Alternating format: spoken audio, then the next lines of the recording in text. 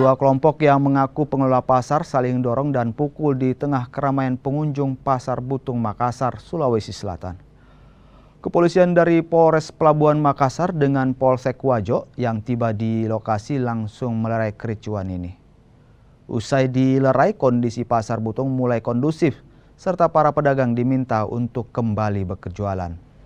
Dibicarakan dengan baik semua, dikendalikan semua nanti oleh PD Pasar, Satpol PP dan Polres dan Polsek semua akan bekerja sama untuk kegiatan ini biar masyarakat bisa berdagang dengan nyaman, aman dan tertib. Itu dari tadi ada yang diamankan? Oh, itu hanya dia melakukan riak-riak saja, mungkin tidak dikenal atau apa, mungkin dia karena kaget atau apa ya. Untuk selanjutnya kan? Oh enggak, nanti biar dikelola sama PD Pasar, bekerja sama dengan pihak pengelola yang ada di sini. Ya, oke.